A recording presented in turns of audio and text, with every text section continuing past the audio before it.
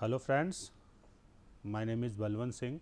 I am assistant professor in the Department of Electronics and Communication Engineering from IMS Engineering College, Ghaziabad. Today we will discuss about signals and system, and in this lecture we will discuss introduction to the signals and systems.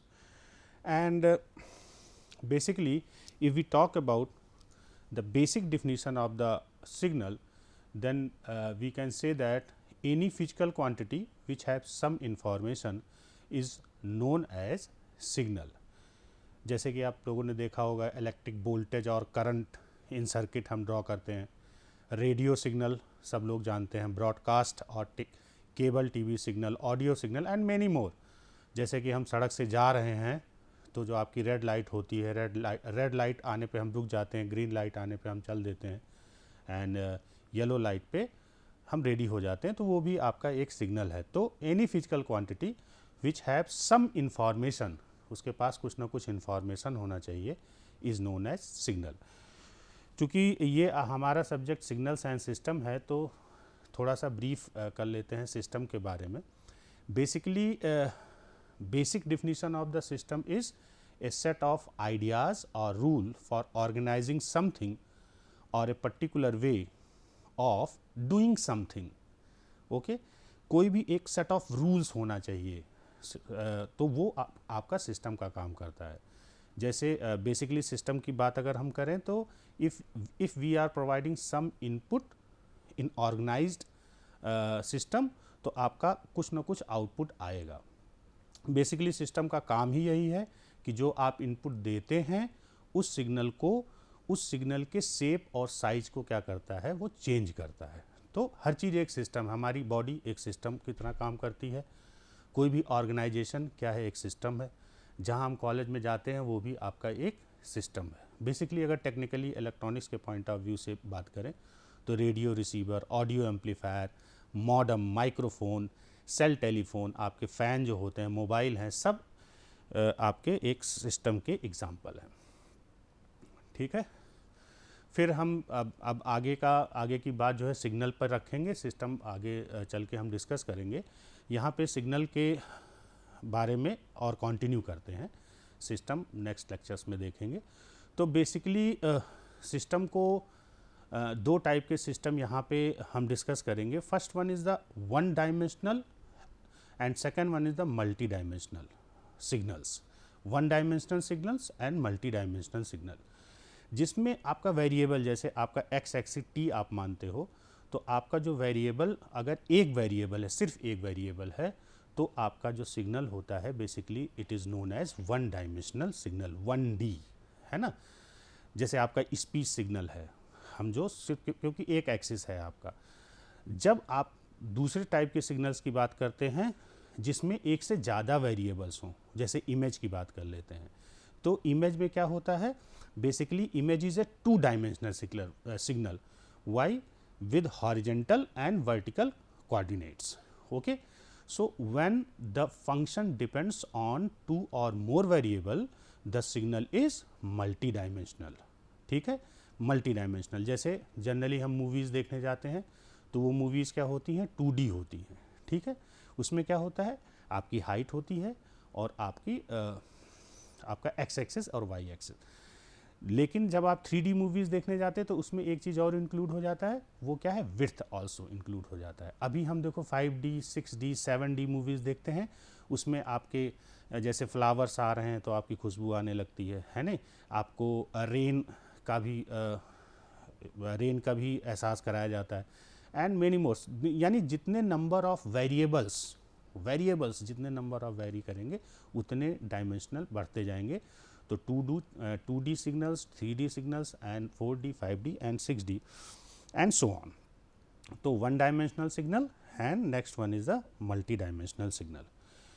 Speech, यहाँ पे एक signal की बात करते हैं, speech signal की example है. Basically this is the example of signals as a human vocal mechanism which produces speech by creating fluctuation in the acoustic pressure.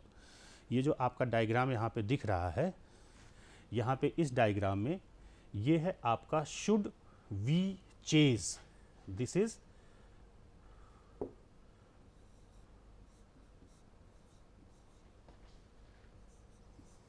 should we chase,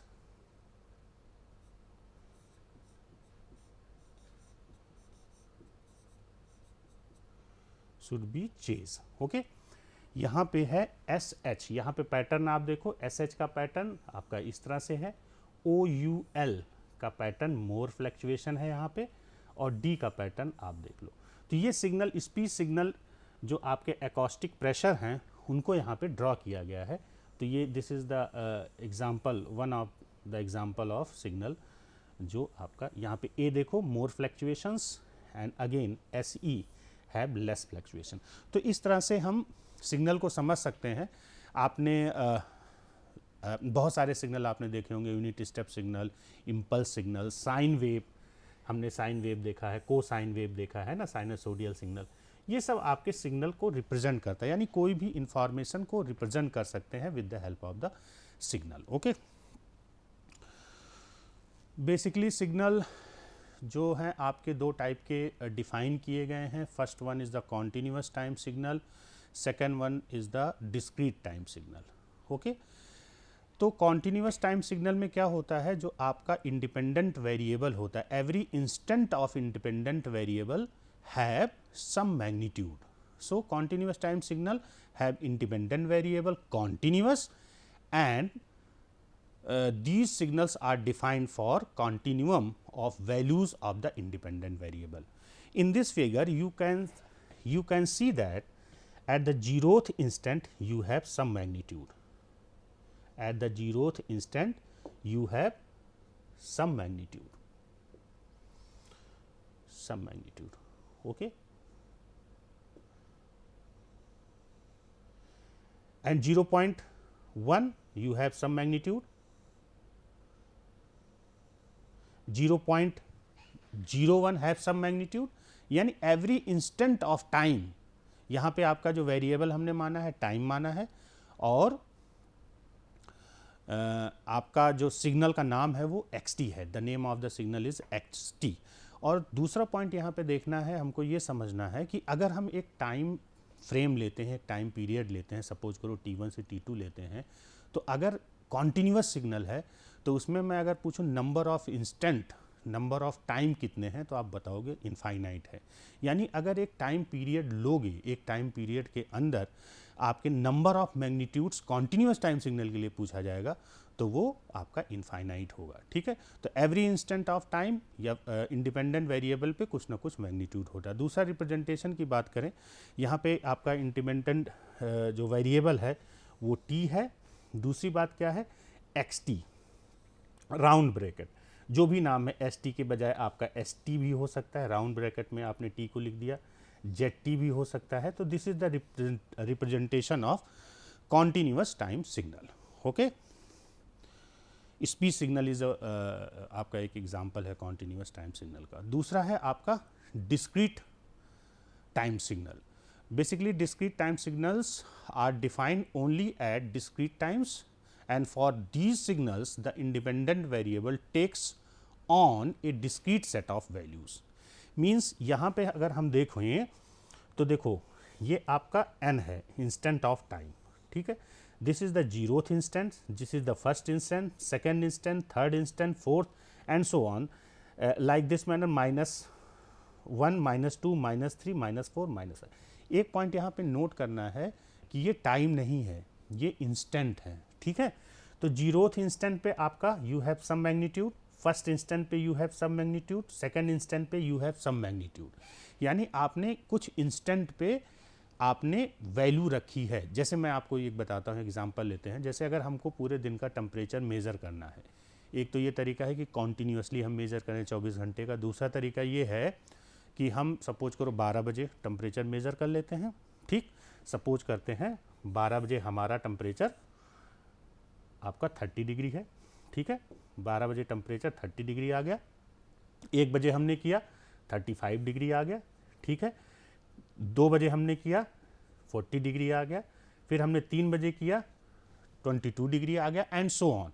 तो ये एग्जाम्पल है डिस्क्रीट टाइम सिग्नल का। देखो आपने क्या करा है, टेम्परेचर को रिप्रेजेंट कर दिया है, ठीक है, ये रिप्रेजेंट कर दिया है इंस्टेंट ऑफ टाइम पे 1 बजे, 2 बजे, 3 बजे, 4 बजे एंड सो ऑन। तो इसका मतलब ये नहीं है कि 12 बजे से लेके 1 बजे के बीच में कोई टेम्परेचर नहीं है, टेम्परेचर है, लेकिन आपने उसको रिप्रेजेंट नहीं किया है। क्यों? क्योंकि आप डिस्क्रीट इंस्टेंट पे टेम्परेचर को रिप्रेजेंट करना चाहते हैं। हाँ, आगे चल के हम देखेंगे कि with the help of this sample and this sample you can calculate, यहाँ पे जो आपकी वैल्यूज़ होती हैं उसको हम क्या कर सकते हैं, कैलकुलेट कर सकते हैं, समझ सकते हैं। तो ये डिस्क्रीट इंस्टेंट ऑफ टाइम पे आपका वैल्यूज़ दिखाई जाती है, रिप्रेजेंट किया जाता है, ठीक है। तो कुल मिला के यहाँ पे डिस्क्रीट टाइम सिग्नल, अगर आप एक टाइम पीरियड लें, ठीक है, सपोज करो हम n1 से n1 n2 टाइम पीरियड लेते हैं, तो इसमें क्या होगा, जो आपके नंबर ऑफ इंस्टेंट है वो काउंटेबल होंगे, इनफाइनाइट नहीं होगा, वो काउंटेबल होगा, ठीक है। कॉन्टिन्यूस टाइम सिग्नल में क्या होता था, इनफाइनाइट होता था, here the number of instant is countable, ठीक है। दूसरा यहाँ पे रिप्रेजेंटेशन की बात करें तो जो आपका x एक्सिस है उसको n से रिप्रेजेंट किया जाता है, एंड जो आपका y एक्सिस है वो सिग्नल का नाम होता है। Here in this example you name the signal as xn। So for the representation of discrete time signal you use box bracket, okay. So continuous time signal and discrete time signal. Next one is the continuous amplitude signals, continuous amplitude signal। यहाँ पे हमको ये समझना है कि this is basically, यहाँ पे हमको ये समझना है कि ये कॉन्टिन्यूस टाइम सिग्नल ही है, पर इसको कैटेगराइज किया गया है। कैसे कैटेगराइज किया गया है? First one is the continuous time continuous amplitude. In this figure you can observe that the magnitude of this signal is continuously changing. This is the continuous time signal, but magnitude of this signal is continuously changing. That's why this is the continuous time continuous amplitude signal.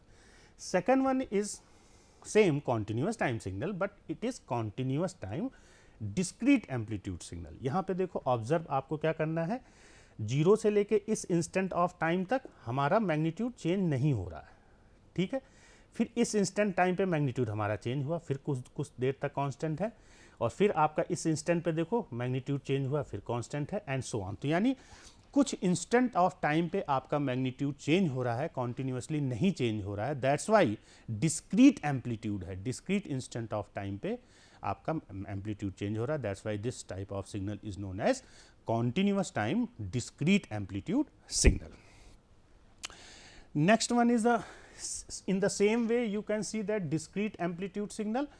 Similarly आपके दो type के होंगे, discrete time continuous amplitude and discrete time discrete amplitude.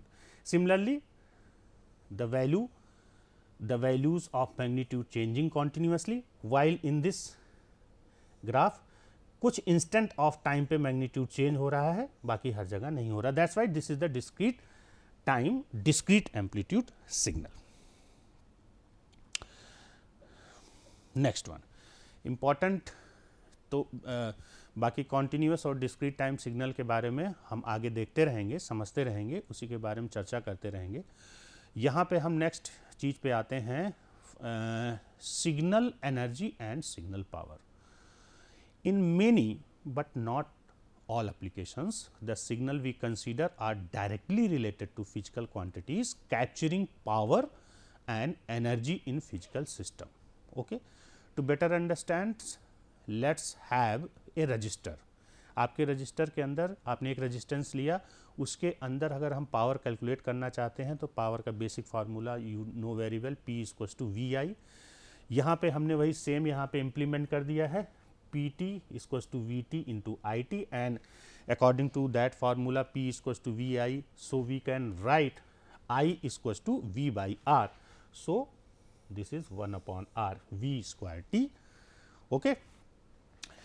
So according to the energy definition of the energy in a signal, if you take the time interval T1 to T2, so आपका जो energy define होगा, energy will be integration from from T1 to T2 PT dt equals to, अब आप ये value जो आपका 1/r V square T यहाँ पे रख दीजिए, तो ये हो जाएगा T1 to integration from T1 to T2 1/r V square T D T.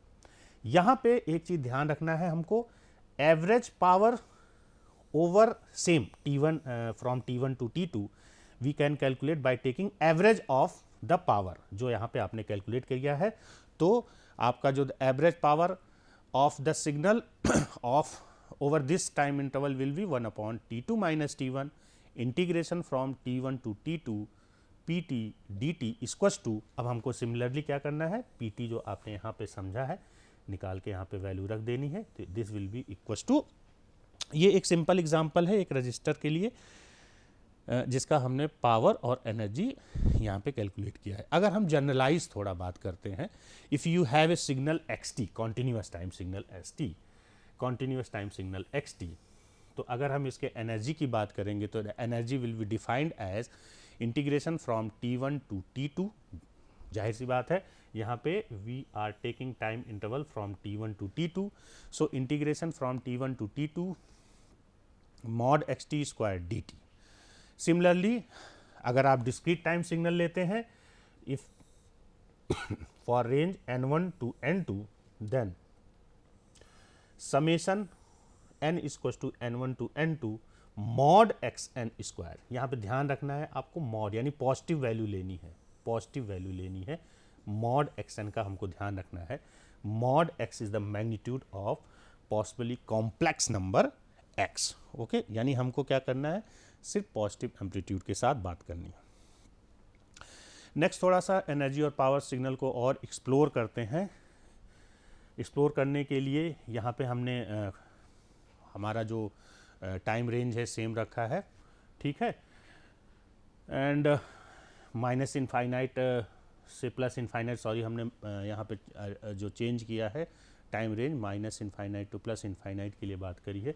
तो हम कैसे करते हैं, यहाँ पे ये जो इक्वल्स टू है बेसिकली दिस इक्वल डेल्टा का साइन है ये, या डेल्टा ओवर इक्वल। सपोज करते हैं इफ T इक्वल डेल्टा और delta over equal is defined to be M और T is equal by definition, यानी ये जो हम definition by definition this is equals to E infinite. So energy is defined as limit capital T क्या है, आपकी periodicity है, यानी कितने ड्यूरेशन के लिए आप एनर्जी निकाल रहे हो, ठीक है। तो capital T tends to infinite integration from T2 plus T mod XT square dt। अगर आप यहाँ पे लिमिट अप्लाई कर दोगे तो you can see that this will equals to minus infinite to plus infinite mod XT square dt। Similarly for discrete time signal, E infinite equals to limit capital N tends to infinite summation minus n to plus n mod XN square, और यहाँ पे अगर हम limit apply कर देंगे then equation will become minus infinite to plus infinite mod XN square. यहाँ पे next power की बात करते हैं, हमको एवरेज वैल्यू लेनी होती है। देन एवरेज वैल्यू किसी भी ड्यूरेशन के लिए, if you have a signal, कोई भी आपका सिग्नल है, इस ड्यूरेशन के लिए आपका कितना ड्यूरेशन है, ठीक है। तो सपोज करते हैं उसका ड्यूरेशन आपका -T से लेके +T तक है। इस एग्जांपल के लिए पर्टिकुलर मैं यहाँ पे बना देता हूँ। सपोज करो यहाँ से लिया, तो ये सपोज करो -T है, ये आपका +T है, तो -T से +T तक limit T tends to infinite 1/T2, ये एवरेज करने के लिए, T टेंड्स टू इनफाइनाइट ये पूरा रेंज कवर करने के लिए, ठीक है, 1/2T इंटीग्रेशन -T से +T mod XT square dt। Similarly, you can define 2n+1। हमेशा ध्यान रखना, अगर आपका कोई डिस्क्रीट टाइम सिग्नल है तो यहाँ से सपोज करो हम जोड़ते हैं, जिस is the 0th instant, first instant, second instant, -1 -2। तो अगर आप -2 से लेके +2 तक डिस्क्रीट वैल्यूज़ लेते हैं तो काउंटिंग आप करो तो 1 2 3 4 5, यानी कितना हो जाएगा ये 2n+1, अगर आपका ये n है तो 2n+1, दैट्स वाई यहाँ पे हमने लिखा 2n+1, 1/2n+1 summation -n2 mod xn square. ठीक है, हम क्या करेंगे, मॉड xn स्क्वायर लेंगे। नेक्स्ट कुछ केस हैं जिसको हम डिस्कस कर लेते हैं। पहला, अगर if your energy is less than infinite, means कुछ वैल्यू है उसकी, तो आपका जो पावर होगा, पावर 0 होगा। ठीक है, an example of infinite energy signal that takes on value 1 for, of course, for 0 to 1 and 0 otherwise. In this case जो काउंटेबल है, लेस देन इनफाइनाइट है, तो पावर क्या होगा, 0 होगा। यानी सिंपल सी बात है कि अगर आपका एनर्जी सिग्नल जो है उसका पावर हरदम 0 होगा। नेक्स्ट है आपका, अगर power is less than infinite, ध्यान रखना है, power is less than infinite, तो आपका जो एनर्जी होगा वो क्या होगा, इनफाइनाइट होगा। ठीक है, पावर अगर कुछ वैल्यू, यानी पावर सिग्नल की अगर हम बात करेंगे तो उसकी एनर्जी क्या होगी, आपकी इनफाइनाइट होगी। ठीक है, अगर एक कांस्टेंट मान लेते हैं xn = 4 है, इसका मतलब किसी भी इंस्टेंट पे ये 4 है, ये 4, ये 4 and this is again 4 and so on -, इसका मतलब यही तो हुआ। तो इसकी एनर्जी इनफाइनाइट होगी, और पावर अगर हम फार्मूले का यूज करें तो आपका 16 निकल के आएगा। रैम सिग्नल, ध्यान रखने वाली बात है, कई जगह ये हम डिस्कस कर सकते हैं कि रैम सिग्नल जो होता है xt = t, neither power signal nor energy signal. कुछ एग्जाम्पल देख लेते हैं एनर्जी और पावर सिग्नल का यहाँ पे। पहला एग्जाम्पल, xt = e⁻⁻2t ut। देखते हैं एनर्जी और पावर दोनों निकाल के। यहाँ पे जो हमारा फार्मूला है, ये formula E infinite limit t tends to infinite -t से +t मॉड xt², तो हमने पहले ही इसको कैलकुलेट कर लिया, क्योंकि एनर्जी और पावर दोनों के लिए ज़रूरत पड़ेगी। ये चीज़ हमने पहले कैलकुलेट कर लिया। तो यहाँ पे चूंकि ut है, ut की डिफिनीशन सबको पता है, this is the unit step signal, ये 0 से लेके 1 तक होता है। यानी ये जो e⁻⁻t है, ये डीकेइंग एक्सपोनेंशियल सिग्नल है, डीकेइंग एक्सपोनेंशियल सिग्नल है। चूंकि ut है तो ये वाला पार्ट आपका नहीं होगा, सिर्फ ये जो सिग्नल होगा शुरुआत कहाँ से होगी, यहाँ से लेके यहाँ तक होगी। तो सिमिलर चलो नहीं भी करते हैं तो ये हो जाएगा, इसको निकालेंगे तो देखो ut हट गया, यहाँ पे 0 से लेके t हो गया पॉजिटिव वैल्यू, क्योंकि इसकी वैल्यू क्या हो जाएगी, ut की वैल्यू 1 हो जाएगी 0 से लेके इनफाइनाइट तक के बीच में। तो 0 से लेके t तक 1 रख दिया, e⁻⁻2t का होल स्क्वायर dt, इंटीग्रेशन किया, then we will get this one. अब हमको एनर्जी निकालना है, तो सिंपल हमने ये वैल्यू -t से लेके +t मॉड xt² dt, ये वैल्यू हमने यहाँ पे रखा, apply the limit t tends to infinite, we will get 1/4, यानी this is the energy signal, 1/4 आ गया। सिमिलरली अगर हमको पावर निकालना है, यहाँ पे जो आपने यहाँ से वैल्यू कैलकुलेट करा था, यहाँ पे आप रख दोगे तो पावर 0 आ जाएगा। जो हम बात कर रहे थे कि एनर्जी सिग्नल का पावर 0 आएगा, तो यहाँ चूंकि एनर्जी सिग्नल इसलिए पावर इसका 0 आ गया। Next example, very quickly we will discuss. Simple है, 0 से लेके 2 तक मैग्नीट्यूड 4 है, ये आपका एनर्जी सिग्नल होगा। E infinite t tends to infinite -t से लेके +t तक मॉड xt², ये फार्मूला बेसिक हमने यूज़ किया। ये क्या है, 4 है, कहाँ से कहाँ तक के लिए, 0 से लेके 2 तक के लिए, 0 से लेके 2 तक के लिए ये क्या हो जाएगा, आपका 4 हो जाएगा। तो 4² = 16। ठीक, अब देखो ये एनर्जी सिग्नल पहले ही हमने डिसाइड कर सकते हैं कि इस रेंज के अंदर है, 0 से लेके 2 तक के बीच में है, तो ये एनर्जी सिग्नल है। सिमिलरली इसको देखो, ये रैम सिग्नल है आपका, 0 से लेके 1 के बीच में है। अगर इसकी डिफिनीशन हम यहाँ पे करें, xt = 2t फॉर 0 से लेके 1 तक, तो ये भी आपका एनर्जी सिग्नल होगा। And by using basic concept of energy signal we can calculate energy = 4/3। Next example हम यहाँ पे देखते हैं, this is also energy signal, क्योंकि -1 से लेके 2 तक ये डिफाइन किया गया है। यहाँ पे कंसेप्ट अप्लाई करते हैं, चूंकि हमको क्या करना है, मॉड xt² निकालना है। तो हम इसी सिग्नल का ही ना निकालें मॉड एक्स टी स्क्वायर, तो हमने क्या करा, मॉड एक्स टी यहाँ स्क्वायर यहाँ पे पहले निकाल लिया। देखो जो भी मैग्नीट्यूड ये -2 है, मॉड निकालेंगे तो 4 हो जाएगा, ये भी आपका 4 हो जाएगा, ये भी आपका 4 हो जाएगा। तो हम क्या निकाल लेंगे, ये सिग्नल यानी मॉड एक्स टी की वैल्यू आपकी ये निकल के आ जाएगी।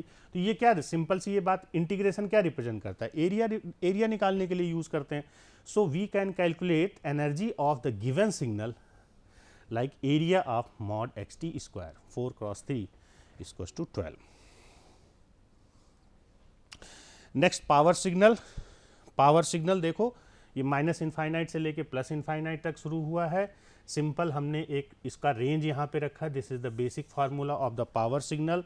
यहाँ पे 0 से लेके, अब समझना है यहाँ पे 0 से लेके t/2 तक, 0 से लेके t/2 तक। अगर हम इसके इंटरवल की बात करें तो क्या है, ये आपका t है, यहाँ से देखो पीरियोडिक सिग्नल है ना, यहाँ से लेके यहाँ तक के बीच में इंटरवल क्या है, t है।